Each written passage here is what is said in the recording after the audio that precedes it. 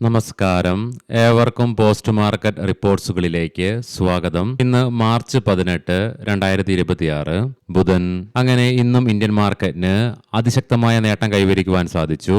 Especially തുടർച്ചയായി 6 trading സെഷനിലായിട്ട് നഷ്ടം നേരിട്ടുകൊണ്ടിരുന്ന IT മേഖലയ്ക്ക് ഇന്ന് 2.25% നേട്ടത്തോടുകൂടി തന്നെ വ്യാപാരം അവസാനിപ്പിക്കുവാനുമായി അവയെക്കുറിച്ചൊക്കെ വിശദമായി തന്നെ നമുക്ക് ഈ വീഡിയോയിൽ പരിശോധിക്കാം. ലീഡിംഗ് ആയ എല്ലാ ഇൻഡസ്ട്രീസിലും ഇന്ന് ഡീസന്റായ ഗ്യാപ്പ് അപ്പ് ഓപ്പണിംഗ് തന്നെയായിരുന്നു ലഭ്യമായിരുന്നതും. തുടർന്ന് നിഫ്റ്റിക്ക് കാര്യമായ പോയിന്റുകളൊന്നും ചോർന്നു പോവുകയും ഉണ്ടായില്ല. 23,618 എന്ന ലെവലിൽ സപ്പോർട്ടും എടുക്കുവാൻ സാധിച്ചു. തുടർന്ന് മാർക്കറ്റിന് ശക്തിയാർജിക്കുവാൻ സാധിച്ചതിന്റെ ഫലമായിട്ട് ഏകദേശം 250 പോയിന്റുകൾക്കപ്പുറം 23,862 എന്ന ലെവലിൽ നിഫ്റ്റിക്ക് ഇന്ന് റെസിസ്റ്റൻസും നേരിടേണ്ടതായിട്ട് വന്നു. പിന്നീട് മാർക്കറ്റിന്റെ അവസാന ഘട്ടത്തിലേക്ക് എത്തിയപ്പോൾ ഇന്നത്തെ നേട്ടത്തിന്റെ നേരിയ ഭാഗം ചോർന്നു പോയെങ്കിലും 96 പോയിന്റുകളുടെ നേട്ടത്തോടുകൂടി 23,777 എന്ന ലെവലിലും, അതേസമയം സെൻസെക്സിന് 633 പോയിന്റുകളുടെ നേട്ടത്തോടു കൂടിയും ബാങ്ക് നിഫ്റ്റിക്ക് 450 പോയിന്റുകളുടെ നേട്ടത്തോടു കൂടിയും വ്യാപാരം അവസാനിപ്പിക്കുവാനുമായി. ഇതിനെ തുടർന്ന് കഴിഞ്ഞ ആഴ്ചയില് 5 ട്രേഡിംഗ് സെഷനുകൾ കൊണ്ട് 4.6% ഇടിവ് നേരിട്ടിരുന്ന നിഫ്റ്റിക്ക് തിങ്കളാഴ്ച മുതൽ ഇന്ന് വരെ തുടർച്ചയായി 3 ട്രേഡിംഗ് സെഷനുകളുണ്ടായ അതിശക്തമായ നേട്ടത്തെ തുടർന്ന് 3.5% നേട്ടം കൈവരിക്കാനായപ്പോൾ സെൻസെക്സിന് 2,500 പോയിന്റുകളുടെ നേട്ടവും ഈ 3 ദിവസം കൊണ്ട് കൈവരിക്കുവാനും സാധിച്ചു.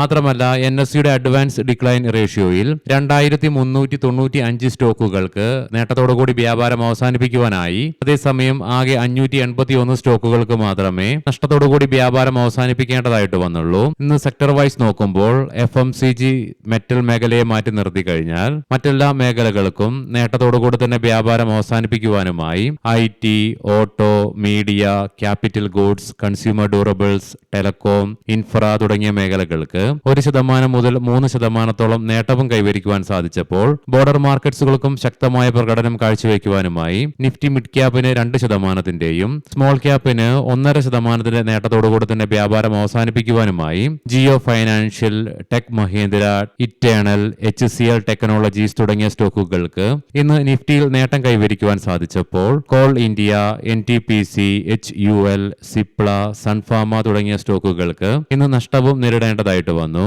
ഇന്ന് ഇന്ത്യൻ രൂപയ്ക്ക് വീണ്ടും അമേരിക്കൻ ഡോളറിനെതിരെ ശക്തമായ ഇടിവ് നേരിട്ടുകൊണ്ട് ഫ്രഷ് റെക്കോർഡ് ഓൾ ടൈം ലോയിലായിട്ട് വ്യാപാരം അവസാനിപ്പിക്കേണ്ടതായിട്ടും വന്നു. കൺസ്യൂമർ ലെൻഡിംഗ് മേഖലയ്ക്ക് 1,500 കോടി രൂപയുടെ ഫണ്ട് ഇൻഫ്യൂസ് ചെയ്യുമെന്നുള്ള റിപ്പോർട്ട്സ് പുറത്തു വന്നതിനെ തുടർന്ന് ആക്സിസ് ബാങ്കിന്റെ സ്റ്റോക്ക് പ്രൈസിൽ ഇന്ന് 2% ഉയർച്ച അനുഭവപ്പെടുകയുണ്ടായി. SBI മ്യൂച്വൽ ഫണ്ട് ഓപ്പൺ കമ്പനിയിൽ 4% അഡീഷണൽ സ്റ്റേക്ക് 632 കോടി രൂപയ്ക്ക് വാങ്ങുകയുണ്ടായി. ഇതിനെ തുടർന്ന് ഇന്ന് സ്റ്റോക്കിൽ 20% ഉയർച്ച ഇൻട്രാഡേ ബേസിസിലും അനുഭവപ്പെട്ടു. അതേസമയം ഇന്ന് ഇൻട്രാഡേ ബേസിസിൽ MCXന്റെ സ്റ്റോക്ക് പ്രൈസിൽ 3% ഇടിവ് അനുഭവപ്പെടുകയുണ്ടായി. ഇതിലേക്ക് പ്രധാനമായി നയിക്കുകയുണ്ടായത് NSEയുടെ ഔദ്യോഗികമായ തന്നെയുള്ള പ്രഖ്യാപനം വരികയുണ്ടായി. അതായത് സ്റ്റോക്ക് എക്സ്ചേഞ്ച് വഴി 10 ഗ്രാമിന്റെ ഫ്യൂച്ചർ കോൺട്രാക്ട്സ് എക്സ്ചേഞ്ച് അവതരിപ്പിക്കുകയുണ്ടായി. ഇതുവഴി ബൈ ചെയ്യുന്ന ഗോൾഡ് കോയിൻസ് ഭവനങ്ങളിൽ ഡെലിവറി ചെയ്യുകയും ചെയ്യും. വരുന്ന പുതിയ റിപ്പോർട്ടുകൾ പ്രകാരം ഏകദേശം $2.5 ബില്യൺ മൂല്യം വരുന്ന NSEയുടെ IPOയ്ക്കായിട്ട് മിതമായ ഫീസ് നിശ്ചയിക്കപ്പെട്ടിരിക്കുന്നു എന്നുള്ള റിപ്പോർട്ടുകളും വരുന്നുണ്ട്. വെസ്റ്റ് ഏഷ്യൻ പ്രശ്നങ്ങൾ ഉടലെടുത്തതിനെ തുടർന്ന് ഈ മാസം തുടക്കം മുതൽ അതിശക്തമായി ഇടിവ് നേരിടേണ്ടി വന്ന ഇന്ത്യൻ മാർക്കറ്റിലെ ബ്ലൂ ചിപ്പ് സ്റ്റോക്കുകളിൽ ഉണ്ടായ മൂല്യശോഷണത്തെ തുടർന്ന് ഇന്ത്യൻ ബ്ലൂ ചിപ്പ് സ്റ്റോക്കുകൾക്ക് അവയുടെ ഗ്ലോബൽ റാങ്കിങ്ങിലും ഇടിവ് നേരിടേണ്ടതായിട്ട് വന്നു.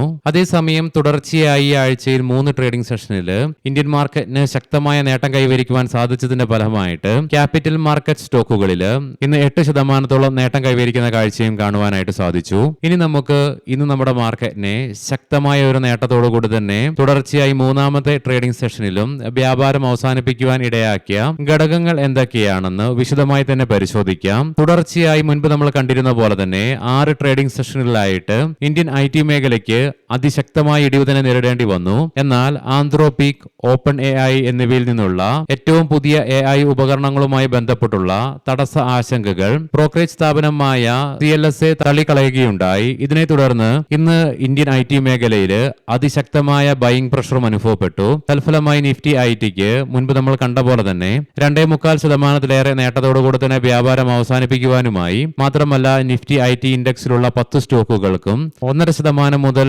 5.5% നേട്ടത്തോടുകൂടി തന്നെ വ്യാപാരം അവസാനിപ്പിക്കുവാനുമായി. അതുകൊണ്ട് തന്നെ ഇന്ന് ഇന്ത്യൻ IT മേഖലയിലൂടെ എടുത്ത പുതിയൊരു ഉണർവ് തന്നെയാണ് ഇന്ന് ഇന്ത്യൻ മാർക്കറ്റിനെ ശക്തമായ ഒരു നേട്ടത്തിലേക്ക് നയിക്കുവാൻ ഇടയാക്കിയ ഏറ്റവും പ്രധാനപ്പെട്ട ഘടകം 3 ആഴ്ചകൾക്ക് മുന്നേ വെസ്റ്റ് ഏഷ്യൻ പ്രശ്നങ്ങൾ തുടങ്ങിയതിനു ശേഷം ഇതാദ്യമായിട്ടാണ് ബ്രെന്റ് ക്രൂഡിന്റെ വിലയിലും ക്രൂഡ് ഓയിലിന്റെ വിലയിലും ഏകദേശം 24 മണിക്കൂറിൽ സ്റ്റേബിൾ ആയിട്ട് വില നിലനിൽക്കുന്നത്.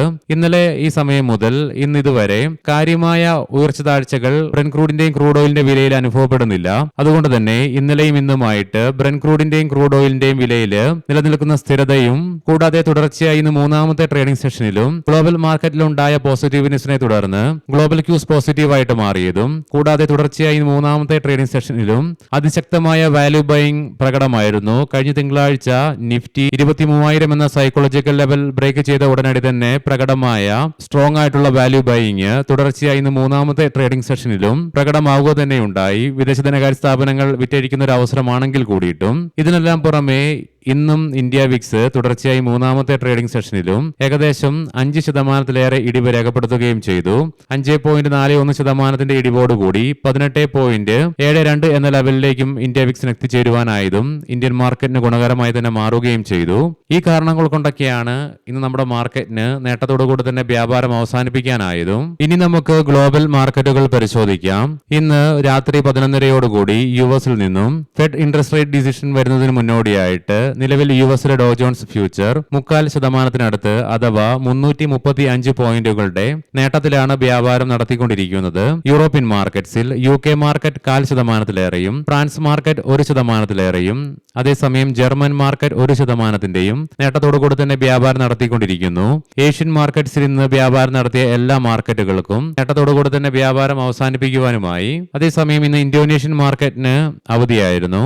കൊമോഡിറ്റിയിലേക്ക് വരുമ്പോൾ ബ്രെന്റ് ക്രൂഡിന്റെയും ക്രൂഡ് ഓയിലിന്റെയും വിലയിൽ നേരിയ ഇടിവാണ് അനുഭവപ്പെടുന്നത്. ബ്രെന്റ് ക്രൂഡിന്റെ വില $103.35 പെർ ബാരൽ എന്ന നിലയിലായിട്ടും ക്രൂഡ് ഓയിലിന്റെ വില $94.68 പെർ ബാരൽ എന്ന നിലയിലുമായിട്ടാണ് വ്യാപാരം നടത്തിക്കൊണ്ടിരിക്കുന്നതും. ഗോൾഡിന്റെ വിലയിലും 0.5% ഇടിവ് അനുഭവപ്പെടുന്നുണ്ട്.